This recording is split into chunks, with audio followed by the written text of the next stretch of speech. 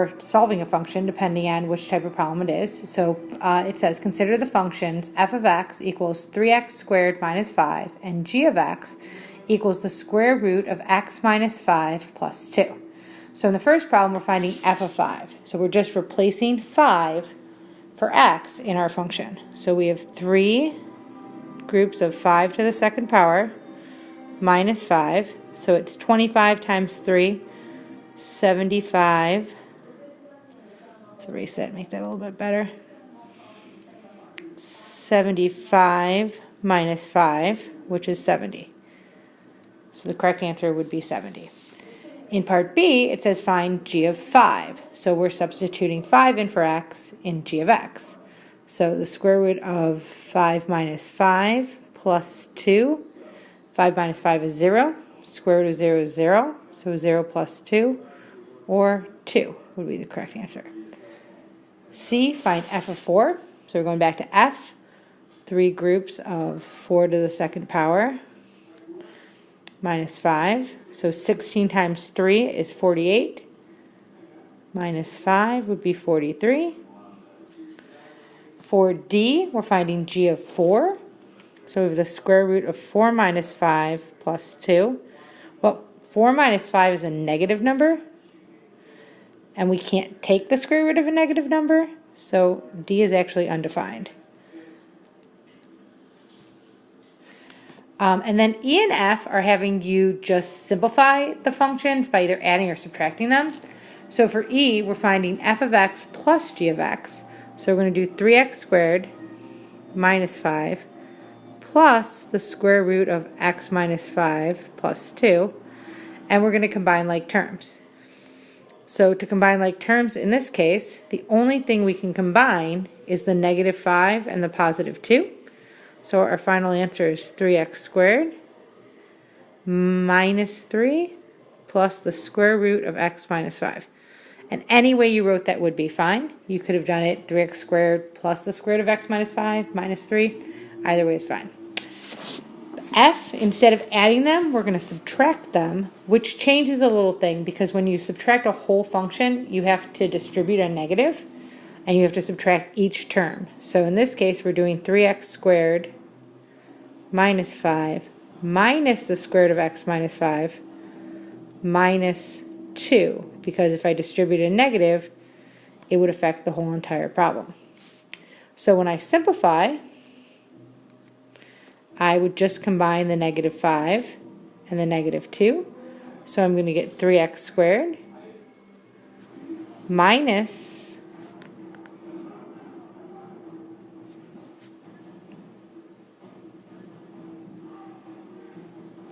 oh, I'm actually sorry, I did this backwards. Let's fix that. I should have put the g of x first. So it's the square root of x minus 5 plus 2 minus 3x squared plus 5 because I distributed a negative. So when I combine these, I get positive 7. So I'm going to get the square root of x minus 5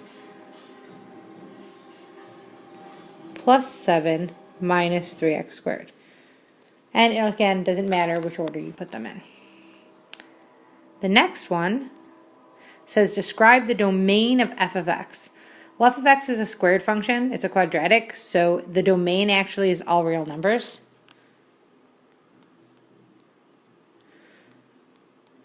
Or you could have written negative infinity to positive infinity. For h, describe the domain of g of x. Well, g of x has to be greater than 5 because, like in D, I can't take the square root of a negative number. So x has to be greater than or equal to 5.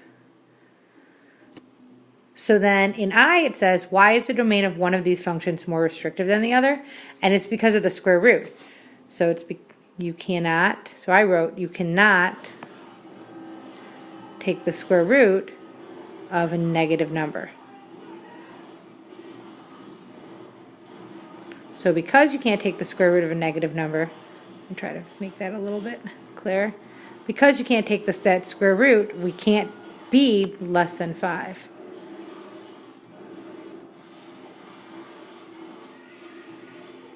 Okay. The next problem is actually an error analysis. It says Nisos and Chalita were arguing over a math problem. Nisos was trying to explain to Chalita that she had made a mistake in finding the x-intercepts of the function y equals x squared minus 10x plus 21. No way, Chalita explained. I know how to find an x-intercepts. You make the y equal to 0 and solve for x. I know I did this right. Here's Chalita's work. So in step 1, she did x squared minus 10x plus 21 equals 0. She factored it to x plus 7 and x plus 3 equals 0. Therefore, x plus 7 equals 0, x plus 3 equals 0, and the answers are negative 7 and negative 3. So it says, needs to try to explain to Chalita she had done something wrong. What is her error? Justify and explain. Her actual error is in her step 1.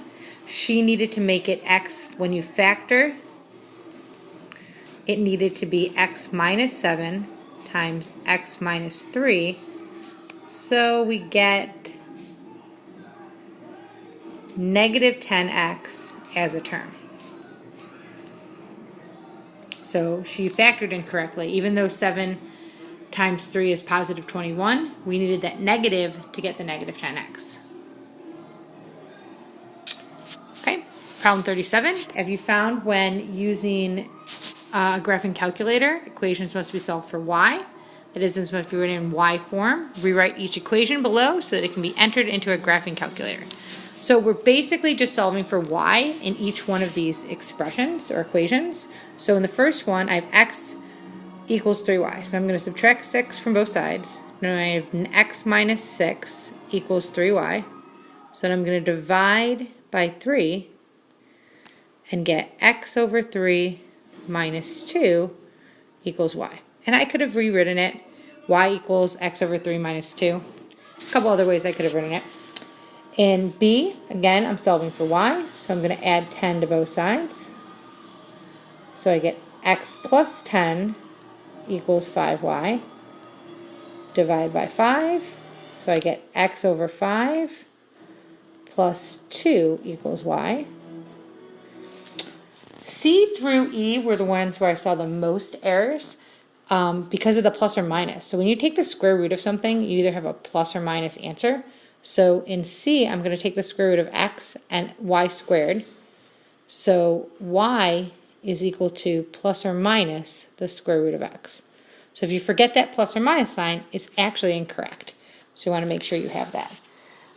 In D, I'm going to add 4 to both sides. So I get x plus 4 equals 2y squared. Divide by 2. So now I have x over 2 plus 2 equals y squared. I'm going to take the square root of both sides. So when I rewrite it, it's going to be y equals plus or minus the square root of x over 2 plus 2. So again, make sure you have that plus or minus sign. So the next part, I'm going to take the square root again of this time first of both sides.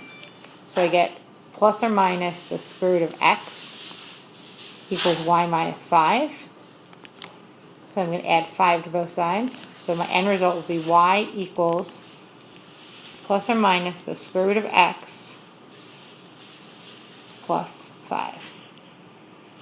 I'm going to try to make that a little bit clearer so it can be seen better.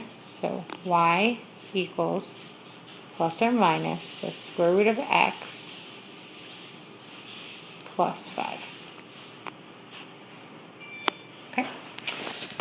Next problem, we're going back to doing some things with some functions. So in the first part, it says given f of x equals 2x minus 7, completes A through C. This was part C, got cut off. So first, compute f of 0. So it's just plugging in 0 for x. So 2 times 0 minus 7 equals negative 7.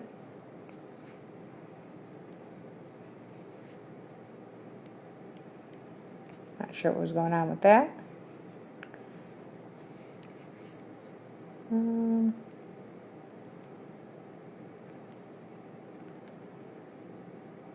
the next part, we're solving f of x when it equals 0. So this time we're going to do 2x minus 7 equals 0. Add 7 to both sides. Get 2x equals 7. Divide by 2. Get x equals 7 over 2, or 3.5. So then part C says, what do the answers to part A and B tell you about the graph? Well, they're the x and y intercept. They are the intercepts. So if I graph those, and it's a linear equation, which it is, I can just use them to make my graph. Okay, problem number 39. Gregory planted a lemon tree in his backyard. When he planted the tree, it was 2 feet tall. He noticed it's been growing 3 inches every week. Create a multiple representation or an XY table, graph, and equation to represent the relationship between the days that have passed and the height of the tree. So when he got it, or at 0, it was 2 feet tall, or 24 inches. So we're going to do this in inches, so 0, 24. And then every week, he noticed that it grew 3 inches. So in 1 week, it's going to be at 27. In 2 weeks, it's going to be at 30. And so on. In 3 weeks, it would be at 33. So if we graph that, and we went up by 12s, so 0, 24 would be right there. At 1, 24 going up would be kind of right there. 230 would be like right there. So we can draw our graph. It would look approximately like that. And then our equation is y equals 3x plus 24, where our y-intercept is 24, and we're going up by 3 over 1 each time. So then it says, if the tree continues to grow at this rate, when will it be 6 feet tall? How can you see this in each representation? So I solved an equation. I put 3x plus 24 equals 72, because that would be how many inches it would be. Subtract 24 from both sides. I got 3x equals 48. Divide by 3. And I get x equals 16 weeks. So in each representation, that was using an equation. I should be able to find in the graph where it's 72 inches by looking at it. And in the table, I would just keep having to go up until I got to 72. So then it says, state the possible inputs and outputs of the graph. So this is pretty much the domain and range without actually saying it. So we can say that x is going to be greater than or equal to 0, because we can't go backwards in time, and y has to be greater than or equal to 24, because that's what the tree started out as. Okay. Problem number 40, we're solving some equations. So we are making sure we're following all our rules for solving equations. So in this first one, first thing we're going to do is distribute. So I'm going to get 4x x minus 4 minus 6x minus 10 equals, let's start that over again. It's a little bit too big. So 4x minus 4 minus 6x minus 10 equals negative 3x minus 1. So I'm going to combine my x's and combine this side of the formula, or the side of the equation. So I get negative 2x minus 14 equals negative 3x minus 1.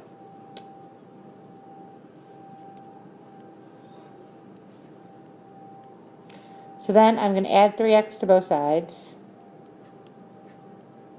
So I get x minus 14 equals negative 1. Add 14. So I'm going to get x equals 13. And that's going to be my final answer. For my other equation, I have some decimals involved, so I want to be careful with those. So I have to distribute again. So I get 3x minus 5 equals 2.5x plus 3 minus x plus 4. So remember to distribute that negative. Combine on this side. So I'm going to get 3x minus 5 equals, I'm taking away 1, so it's going to be 1.5x plus 7. Subtract 1.5x from both sides. I get 1.5x minus 5 equals 7. Add 5. I get 1.5x equals 12. And then finally divide by 1.5. So I get x equals 8. These cancel.